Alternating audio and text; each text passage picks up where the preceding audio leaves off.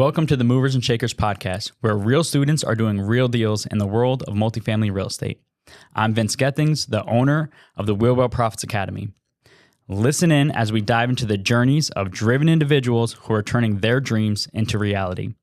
These people are just like you, taking action and making things happen.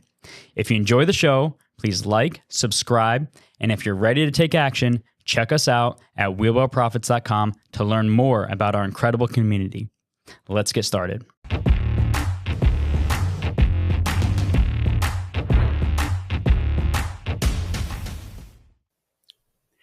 Hello and welcome to the Movers and Shakers podcast. My name is Gino Barbaro, co-founder of Jake and Gino, multifamily investor, educator, father, and mentor. Bernard Pierson is a highly experienced real estate expert and Jake and Gino student since 2021. Been 3 years. Wow, time flies. As the managing partner and founder of Equity Partners LLC, he specializes in multifamily real estate investments. He's invested actively and passively across 30 plus properties and utilizes his strong ability to identify value and apply innovative financing strategies to maximize returns. Welcome to the show, Mr. Bernard Pierson. Thanks, Gino. How are you? Great seeing you on here again. Brother, 3 years. I can't believe it, huh? Time flies. Yeah, time flies. It's crazy. It's incredible. It's been a good 3 years. And let me ask you, it's been a great 3 years. And this is for anybody sitting on the fence saying, oh, I don't know, is it the right time to get into real estate? Well, 2021, Bernard's in Miami. It's during COVID. He's probably saying to himself, I don't know if now is the right time to invest in real estate. And what prompted you to get into multifamily back in 2021?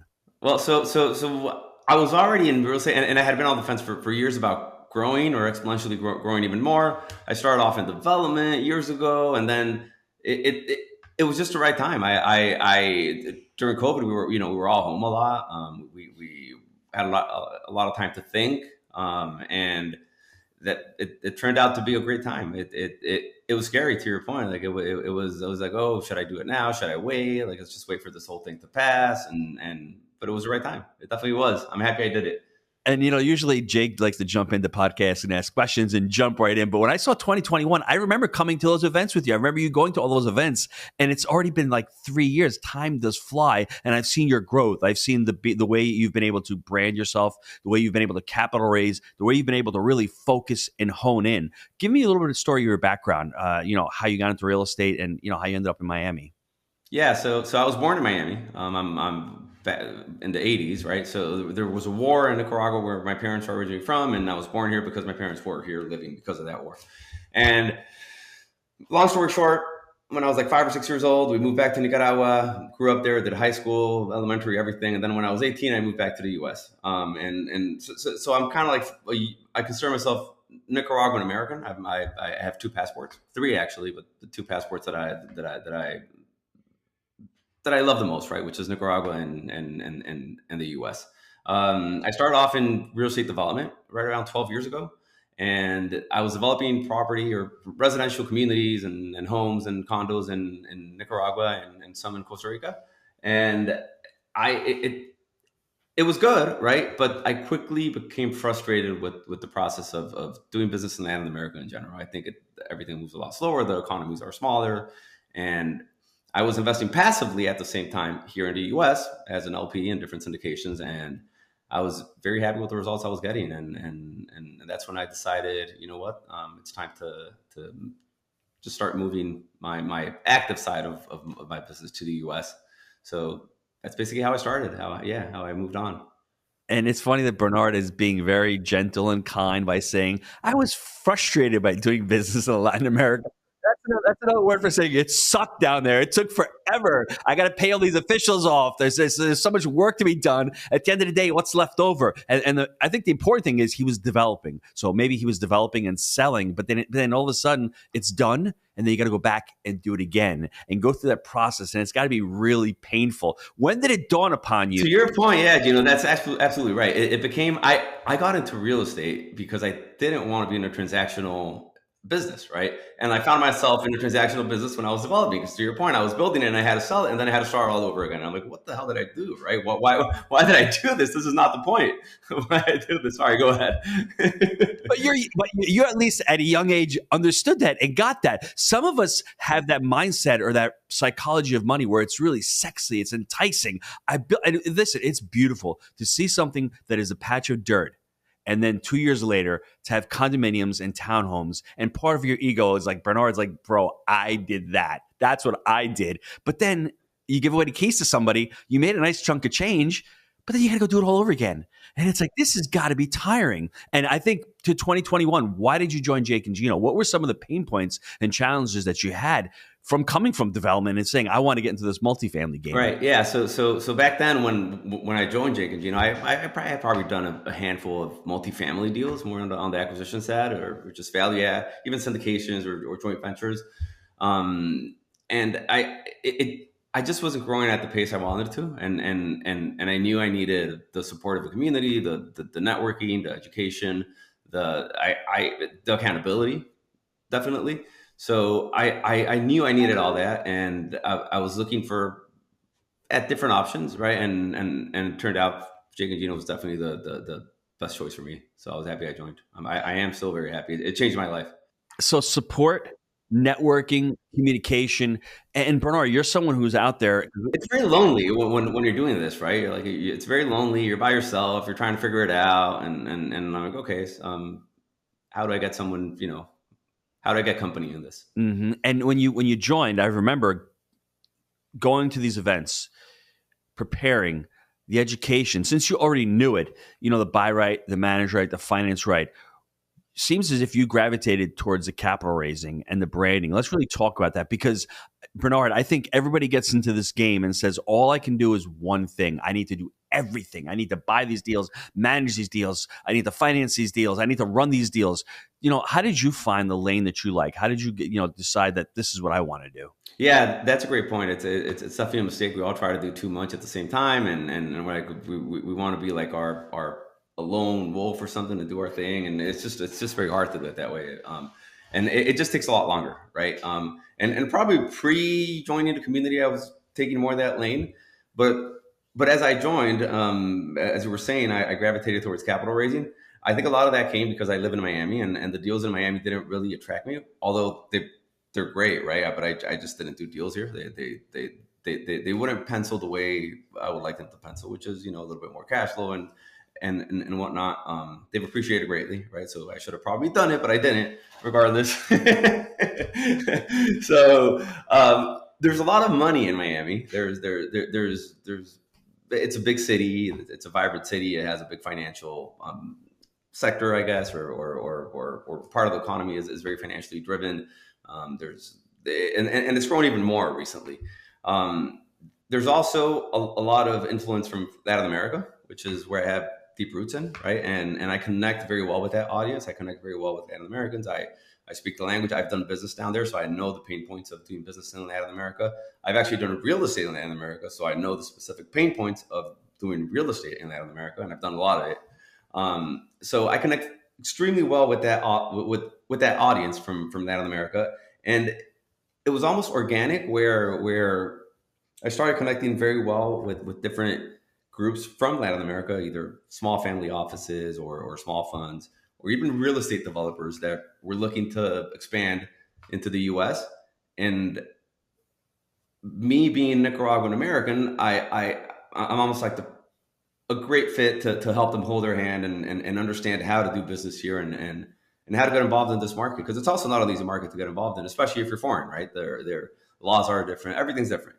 So we identify from the pain points, but I can also help them on how to move here, be it move to live or move to do business, because I've done it before. I've done both, and I guess it's just the perfect individual that I can add value to the most in the world. It's something I started noticing very quickly. So Bernard, you started putting the dots together, because when you probably joined, you probably said to yourself, I'm going to do business this way. But what I like about your story, and I think what most students see, is just try to have an open mind. That's why we join these organizations and these companies, and we do these memberships, mentorships, and masterminds, because we don't know what we don't know. And the fact that you're open and saying, you know what, I never even thought about raising capital. Okay, let me raise some capital. Wow, let me drill it down even more. Let me think about raising capital from people that I know, that I can help, that I can add value, that I can resonate with. So if you're listening to this right now, you may be in Bernard's shoes, where you may be a medical doctor, you may be a spine surgeon, and go, you know what, I don't really want to do spine surgery anymore. I want to get into multifamily, and I want to do this, but how do I help other people that I resonate with? So go out there. If you're in a certain industry, and Bernard, real quick, I'll share a quick story with you. I was on a gentleman's podcast who was a chef, and he's syndicating multifamily, and he's just speaking to other chefs out there, whether they're, working for big companies or whether they're private chefs. And then from there, he's speaking to nannies who make really great income. He's speaking to pilots who are, corporate pilots. And it's such a big demographic and a big group that's underutilized and underserved. When you are thinking about your venture and you're doing this deal and you're thinking about raising capital from these groups, how did you go about it? How did you create your pitch, and how did you talk to them about raising capital? What I figured, it was very important to understand that if they're here looking, so let me back up a little. So the way it all started was I started getting invited to events in Spanish, right? To talk multifamily and different opportunities. So I was on stage, which makes me uncomfortable, but I did it. And after the event was over or whatever, a lot of the groups would come up to talk with me, right? And say, hey, how do I get involved? How do we do this? So the short answer is getting on stage, getting exposure is what helped me. But to your point, resonating with the audience was definitely the key. It was definitely the key. Speaking Spanish natively was huge, because they felt comfortable coming to me. A lot of these investors, although they speak English, it's not their first language. Culturally, Latin America is very different than the U.S. And Latin America is also very different within itself, right? But we're more similar as Latin Americans than we are with the U.S., at least culturally. So that connection made everything a lot easier. And to your point, we just resonated very well. And getting out there and talking at this event is what really jump started it. I educated myself very well, both with the Jake and Gino community and just being informed in general, with the market and whatnot, and showing to them in their language that I know what I'm talking about is what really gave them the confidence to want to do business with me, right? And the fact that I had done it before, so I could have told them, I know what you're going through. I know how hard it is to get a permit to build a building down where you are. I've done it before, and I know how frustrating it is, and I know all your pain points. I've been there, and I would describe it to them, right, word by word. They're like, oh, right, you actually hit it right on the head, and that really helped that resonation even more, right? And now they're like, now we're here, and we know you were here, I don't know, 5, 6, 10 years ago. We want to do what you're doing. So how do we do it? And they also told me, we realize you live here, we don't, and we realize we need a partner, if you will, right? And we trust.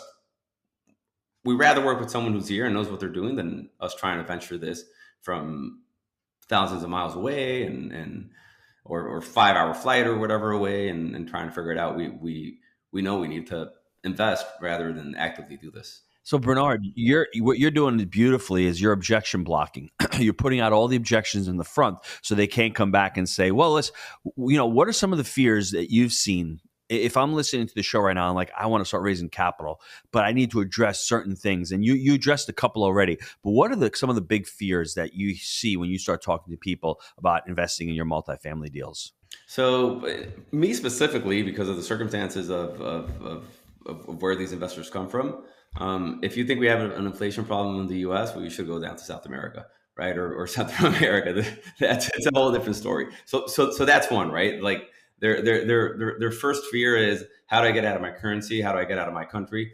At least financially, right? So they want to understand that part, right? And also your track record, obviously. So that is something that maybe you can resolve with partners or whatnot if maybe you don't have the track record. But they want to see that you have the experience. They're in my case, it was a little bit easier to get over the general fears from investors, just because my investors, most of them come from a real estate background, so they're used to the real estate risks and they understand real estate a lot better. Even though it's different, they understand it, and they come from a development world, which is even riskier. So that in for me, getting my investors over the fear was not much of a challenge, honestly. But those were the big challenges, like or the big questions, like, right, inflation. Are you worried about inflation in the U.S., which was an easy answer when we compare it to Latin America?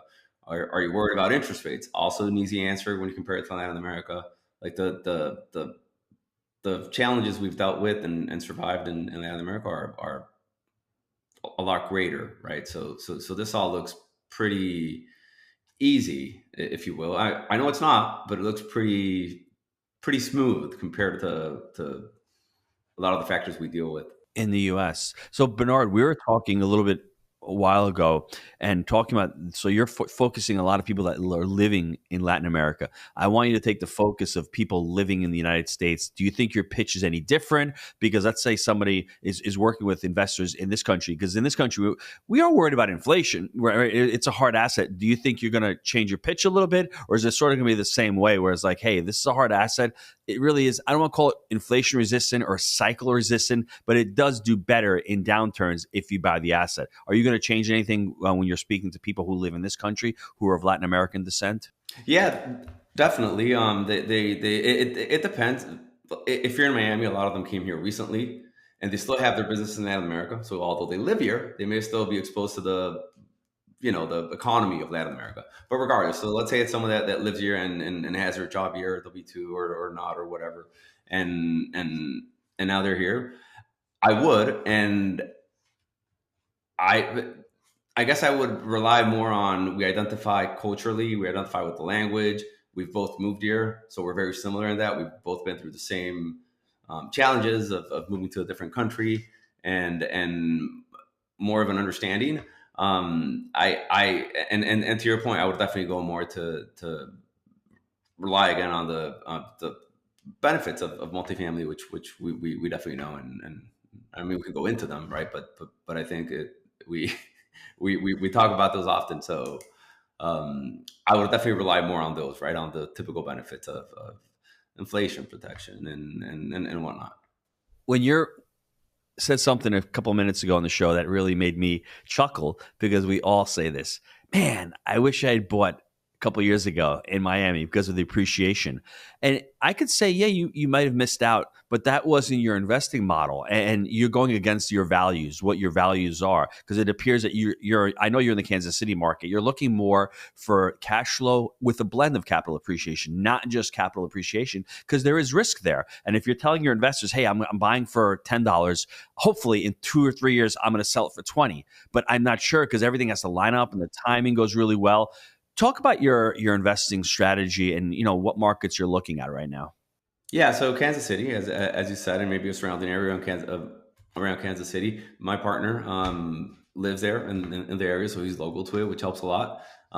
Going back to your previous question on one of the concerns is, okay, so how do you manage all these properties from Miami? Although you can, right, with third party and whatnot, or there's ways to manage remotely, especially the larger properties get. Well, for me, it's an easier answer because my partner lives there locally.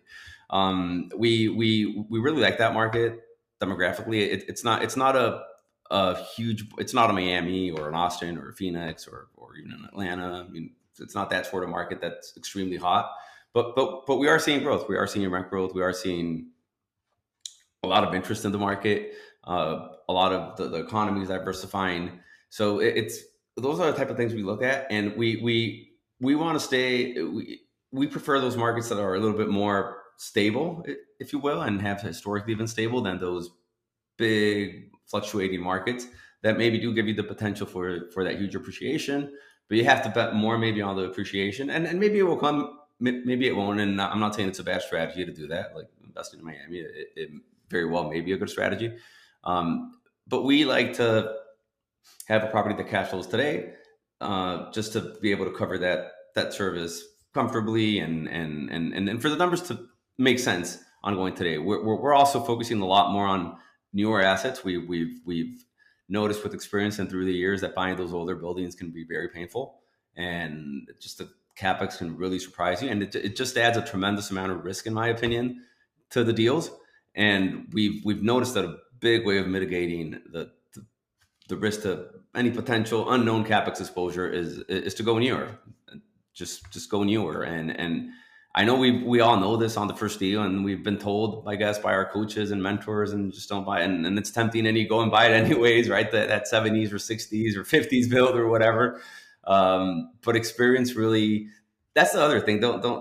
Experience is the best teacher. I mean, yeah, it's, I guess experience mixed with education is great, right? Because then you experience and you're like, oh, that's what they were teaching me, right? Okay, so they were saying it. Now I get it. Now I get it.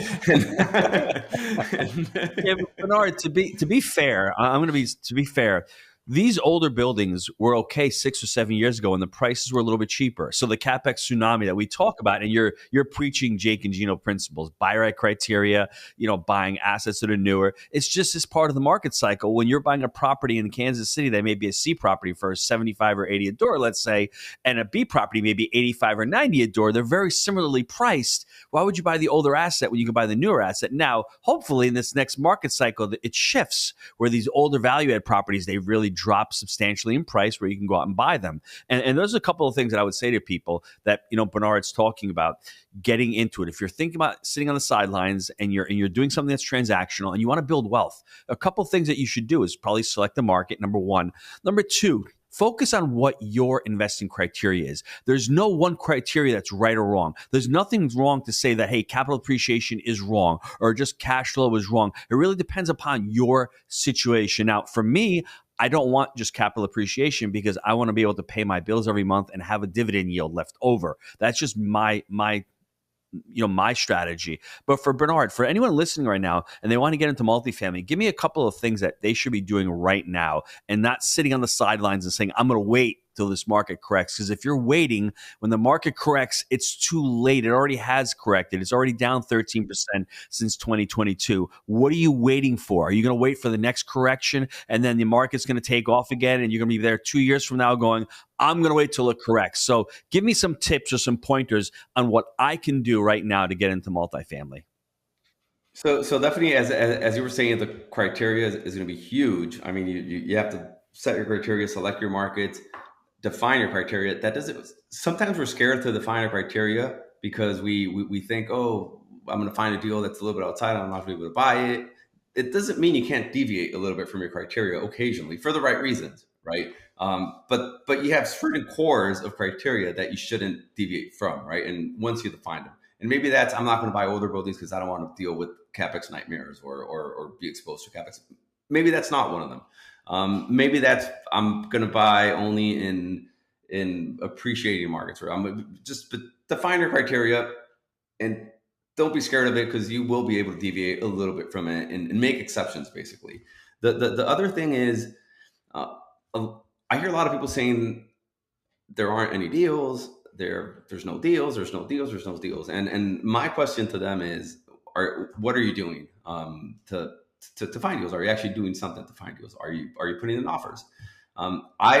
My suggestion would be, go on LoopNet, go on Crexy, go on Brocade, go on all these brokers' websites, get your deal flow from there. And that's where you get your initial deal flow. You're not going to get your initial off-market deal from a broker. He's not going to give it to you. He may say he will, but he won't. And just start underwriting deals. Get very good at underwriting, even if that's not what you're going to do, because that's going to help you understand multifamily very well, or whatever industry you're doing. It's going to help you understand it very well. And it's going to give you the practice. So you underwrite. That's something Bill Ham actually really ingrained in me. And underwrite. Today I don't underwrite. We have a full-time underwriter in house, but I mean I still do, right? But I'm just not underwriting all day. But you have to understand it. You have to understand underwriting, and you have to get that practice. So just because then you're going to start getting the butterfruit for the market. You're going to understand the markets. It's going to be your best practice, and it's going to make you relate with the talk with the brokers, right? Because as you underwrite and as you get your deal flow, it creates a connection. When you sign that confidentiality agreement, they may start calling you, they may start asking questions, or you may call them. Just get in the market, underwrite, And the last thing I'm going to say is don't be scared to make offers. Maybe make them verbal if you don't want to insult brokers or sellers. I mean, if they're asking for 150 a door and your underwriting says 100, you just call the broker and tell him, hey, I'm not going to put in an offer because I'm coming in at 100 and I don't want to insult you. I just want to let you know how I got there and these are the reasons. And you let me know if you want the offer or not. You'll be surprised by how many times they're going to say send the offer in today's market.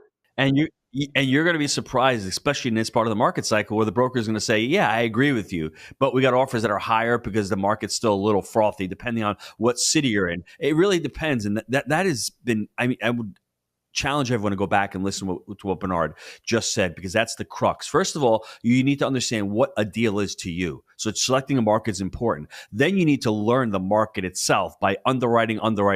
Then you'll understand what prices are, what valuations are, what rents are, where the median income is of the market. Then you'll start opting into brokers' lists, because Bernard the broker is not selling Gino a deal unless Bernard the broker really gets to understand Gino's business and knows that Gino can close the deal. So why would Bernard do that? Bernard's got other people. I want to get on Bernard's list and I want to start seeing these deals. And then I may go do a couple of property tours with these deals that may not make sense, just to meet Bernard and talk to Bernard, and then be armed with the knowledge of, okay, Bernard, this is my criteria. I'm looking for 80s build, 50,000 median income. I like 2-bedroom garden style.